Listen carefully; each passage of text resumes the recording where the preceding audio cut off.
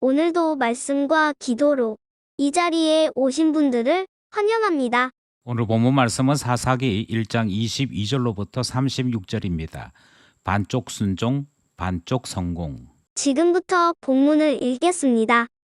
요셉 가문도 베델에 치러 올라가니 여호와께서 그와 함께 하시니라. 요셉 가문이 베델을 정탐하게 하였는데 그 성읍의 본 이름을 루스라. 정탐꾼들이 그 성읍에서 한 사람이 나오는 것을 보고 그에게 이르되 청하노니 이 성읍의 입구를 우리에게 보이라. 그리하면 우리가 내게 선대하리라 하매 그 사람이 성읍의 입구를 가리킨지라. 이에 그들이 칼날로 그 성읍을 쳤으되 오직 그 사람과 그의 가족을 놓아 보내매 그 사람이 햇사람들의 땅에 가서 성읍을 건축하고 그것의 이름을 루스라 하였더니 오늘까지 그곳의 이름이 되니라. 므낫세가 베스안과 그의 딸린 마을들의 주민과 다아낙과 그의 딸린 마을들의 주민과 돌과 그의 딸린 마을들의 주민과 이블르함과 그의 딸린 마을들의 주민과 무깃도와 그의 딸린 마을들의 주민들을 쫓아내지 못하매 가나안 족속이 결심하고 그 땅에 거주하였더니 이스라엘이 강성한 후에야 가나안 족속에게 노역을 시켰고 다 쫓아내지 아니하였더라. 에브라임이 게셀에 거주하는 가나안 족속을 쫓아내지 못하매 가나안 족속이 게셀에서 그들 중에 거주하였더라. 스불론은 기드론 주민과 나할롤 주민을 쫓아내지 못하였으므로 가나안 족속이 그들 중에 거주하면서 노역을 하였더라.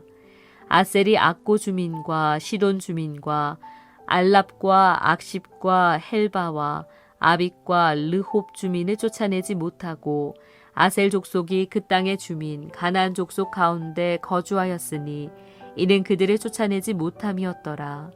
납달리는 벳세메스 주민과 벳아낫 주민을 쫓아내지 못하고 그 땅의 주민 가나안 족속 가운데 거주하였으나 벳세메스와 벳아낫 주민들이 그들에게 노역을 하였더라.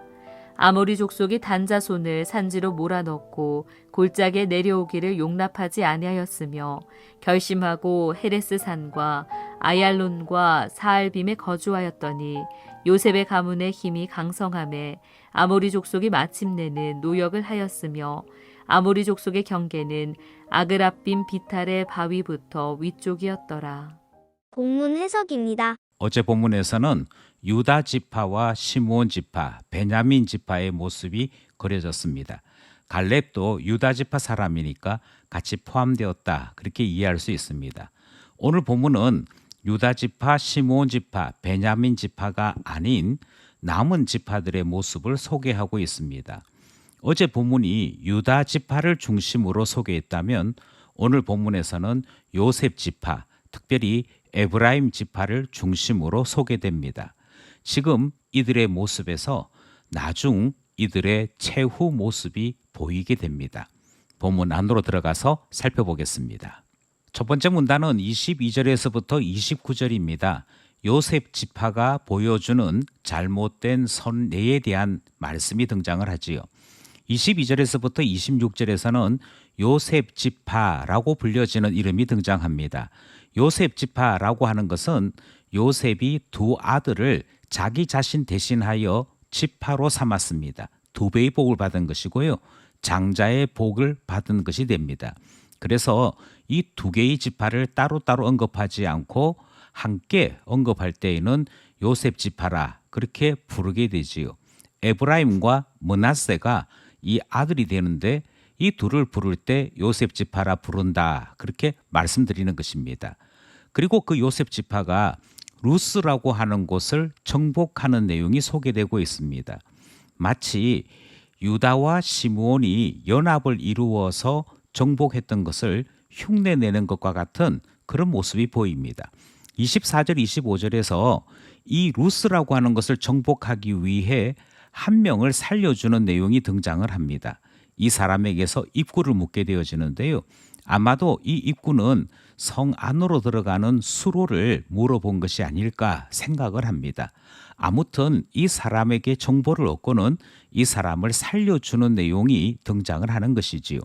이것은 여호수아가 라합을 살려주는 내용과 흡사한 면을 보이고 있습니다. 그러니까 라합 때도 그러했으니 우리도 해도 된다 하는 모습이 엿보인다 하는 것이지요. 하나님께서 명령하셨는데 하나님의 명령을 받아든 지파들이 자기들 방식대로 결정을 하고 자기들 방식대로 해석합니다. 그래서 결국 어떻게 되느냐 하면 그들이 루스라고 하는 성을 정복하기는 정복합니다. 그런데 오늘 본문이 무엇을 소개하는고 하니 살려두었던 그 한 사람이 헷 사람의 땅에 가서는 다시 루스를 건설했다라고 말씀하고 있지요. 여기서 헷 사람의 땅에 갔다는 것은 대단히 중요한 의미를 담고 있습니다. 이때 가나안 족속들이 철병거를 가지고 있었거든요. 그런데 이 철병거라고 하는 것이 제조된 원 출발지가 어디냐면 바로 헷 족속들에게서 출발됩니다. 엄격하게 따지면 가나안 7족속은 헷 족속에게서 파생되었다 해도 틀림이 없습니다. 그러니까 그 땅에 성을 짓고 살던 사람이 성이 멸망당할 즈음이 되니 다시 본토로 돌아가서 더 강력한 루스를 건설했다 하는 내용 되는 것이고요. 이 점을 생각해 볼 때 요셉 지파의 루스 정복은 성공한 것 같으나 사실은 실패하고 말았더라 하는 내용을 담고 있는 것이지요. 이제 그 다음 본문에서는 요셉 지파 각각에 대한 설명이 등장합니다. 므낫세 지파 이야기가 등장하는데요. 베스완이라고 하는 성으로부터 시작해서 5개 성읍의 이름이 등장을 하는데 이 5개 성읍을 정복하지 못했다 하는 내용 등장합니다. 이것이 심각한 것은 여호수아가 가나안 땅에 들어가면 30개 넘는 성을 반드시 정복해야 한다 하고 알려주는 내용이 등장합니다. 그런데 므낫세가 정복하지 못한 5개의 성읍 가운데 무려 3개가 정복해야만 하는 성읍의 이름에 포함되어 있더라는 것이지요. 반드시 정복하라 했건만 이 므낫세는 5개를 살려주면서 정복해야만 하는 3개의 성도 살려주는, 그래서 정복하지 못한 채로 남겨두는 실수를 범하고 만 것입니다. 에브라임도 마찬가지이지요. 에브라임도 게셀이라고 하는 지역 정복에 실패합니다. 그런데 이 게셀이라고 하는 지역이 왜 중요하냐면 남쪽 이스라엘과 북쪽 이스라엘을 이어주는 교통 요지가 바로 게셀인데 이곳이 정복되지 않으므로 이 이후로 남쪽 이스라엘과 북쪽 이스라엘은 서로 따로따로 움직이는, 그래서 자연스럽게 나라가 나뉘는 일이 이때부터 발생했더라 하는 것이고, 이 모든 것의 출발은 정복하라 했음에도 성실하게 정복하지 않은 이들의 잘못 때문에 생겨난 문제들이었습니다. 요셉 지파가 잘못한 선례를 보였다 하는 첫 번째 문단 말씀입니다. 30절에서 33절에는 다른 지파들이 요셉 지파를 흉내냈더라. 그래서 결과가 비슷하더라 하는 내용이 등장을 합니다. 스불론 지파가 등장을 합니다. 스불론 지파가 맡은 곳은 기드론과 나할롤이라고 하는 곳인데 이곳 다 정복하지 못했다 내용이 등장하죠. 아셀 지파 등장합니다. 악고를 비롯해서 7개의 성읍에 대한 정복을 명령받았으나 정복하지 못합니다. 납달리 지파도 마찬가지죠. 벳세메스와 벳아난을 정복하도록 명령받았으나 이들은 이 2곳을 정복하지 못합니다. 특별히 납달리가 정복하라고 명령을 받았던 벳세메스와 벳아난은 우상을 섬기는 중심 도시였습니다. 벳 하는 말은 집이고요. 세메스 그리고 아낫은 다 우상의 이름입니다. 그러니까 우상을 섬기기로 유명한 지역을 정복하라 명령받았으나 이들이 정복하지 못하므로 사실은 가나안 족속들을 통한 우상 숭배가 이스라엘 안으로 들어오는 잘못이 발생하게 되는 것입니다. 이들이 하나님께로부터 정복을 명령받았음에도 정복하지 못하고 남겨둔 데에는 요셉 지파가 보여준 선례가 큰 역할을 합니다. 앞에 있던 요셉 지파도 이 정도 하고 말았는데 우리도 이쯤 하면 되었지 하는 생각이 번져나가는 것이지요. 이 번져나가는 것이 이후에는 결코 무시하지 못할 엄청난 재앙으로 다가오게 됩니다. 예컨대 스불론은 요셉 지파를 따라 가나안 족속들에게 노역을 시키는 것으로 타협을 보았습니다. 그런데 아셀과 납달리는 가나안 족속 가운데 살아가는 일이 있었다라고 기록하고 있습니다.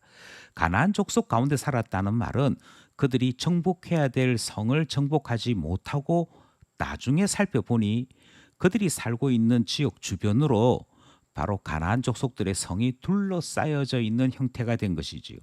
그래서 그들이 정복하지 못한 그 결과 그들의 지배를 받게 되는 일이 생기게 된 것이고요.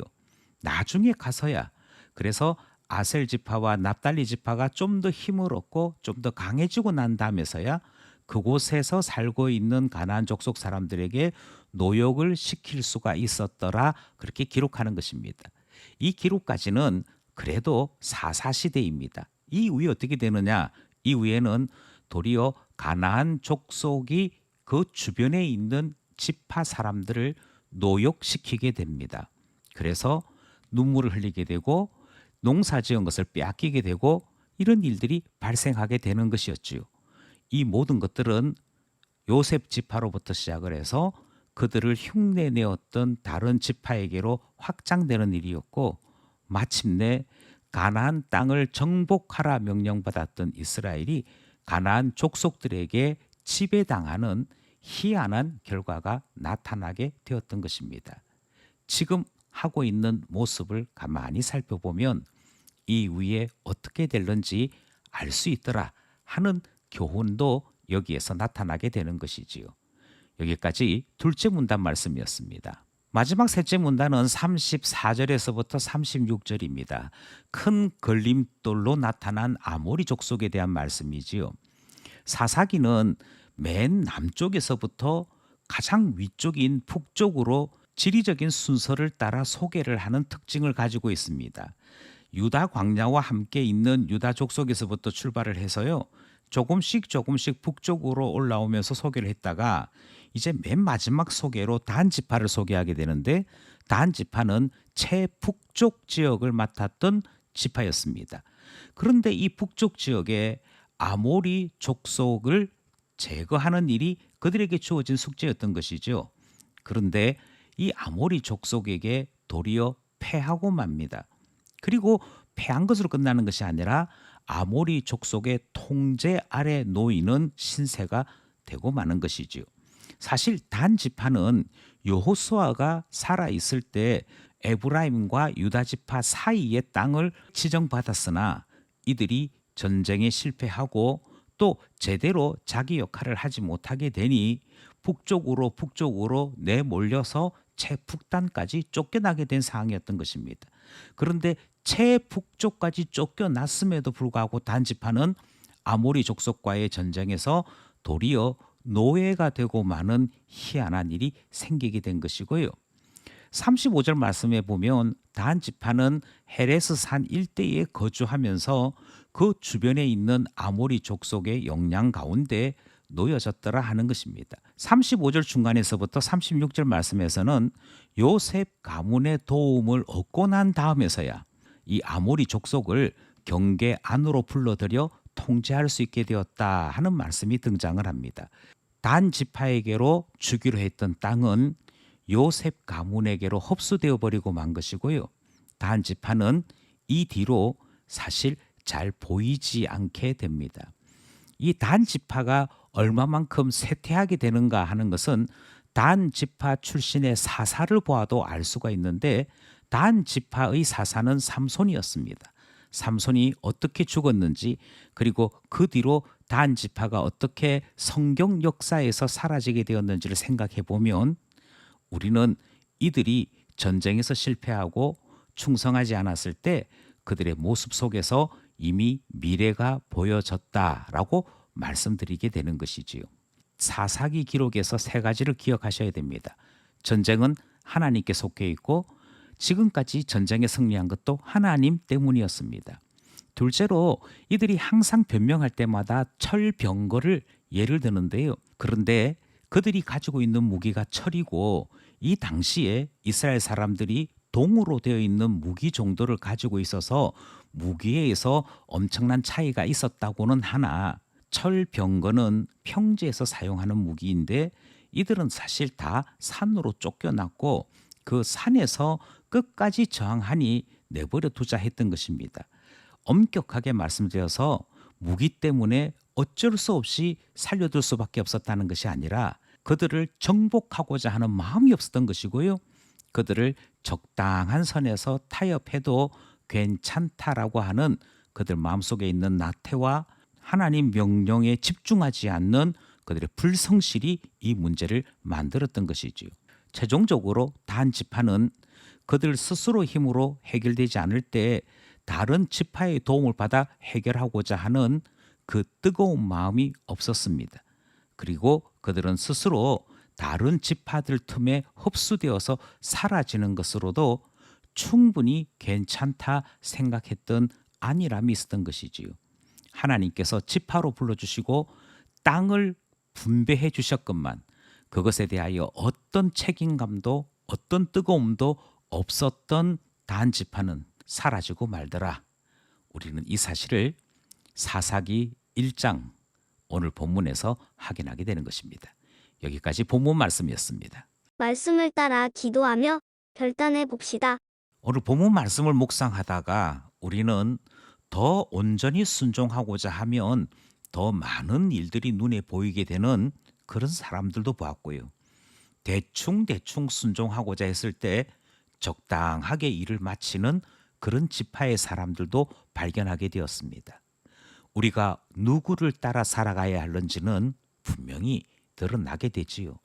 우리에게도 온전한 순종에 이르고자 하는 뜨거운 마음이 있을 때에야 하나님 앞에 하나라도 더 깊은 순종으로 온전한 열매 맺게 되는 것이 분명하기에 기도하기는 온전한 순종 이루는 뜨거운 마음 주소서 기도하게 됩니다. 두 번째 기도 제목은 생명을 건 일에는 적당한 타협이 있을 수 없습니다. 지금 당장 편해지고자 적 한 사람 살려주면 지금 편할지 모르나 이후에는 목숨을 걸어야 하는 일이 되고 말더라 하는 것이지요. 하나님께서 기업을 맡기시고 진멸하라 명령하셨음에도 당장 먹고 사는 일에 급해서 적당한 타협을 이루게 될 때 우리는 그들이 이후에 얼마나 비참한 삶을 살게 되는지 말씀을 통해 확인할 수 있었습니다. 그러기에 기도하기를 죽기까지 그리스도 쫓아가는 제자 되게 하실지언정 적당한 사람, 적당한 신자 되지 않도록 저희들을 이끌어 주소서 기도하게 되는 것입니다. 마지막으로 우리의 싸움은 혈과 육에 관한 싸움이 아닙니다. 우리가 승리할 수 있는 것은 전적으로 하나님의 권능을 입을 때만 가능한 것이고요. 우리 힘이 아닌 여호와의 신으로 전쟁을 감당할 때 우리가 하나님 자녀이며 하늘의 권세를 입은 자인 것을 드러낼 수 있는 것이지요. 그러므로 기도합니다. 하나님 나라에 속해 있는 자녀로 저희들을 이끌어 주십시오. 주의 능력으로 사는 자 되게 해주십시오. 오늘도 말씀과 기도로 승리하는 우리 모두가 되기를 원합니다.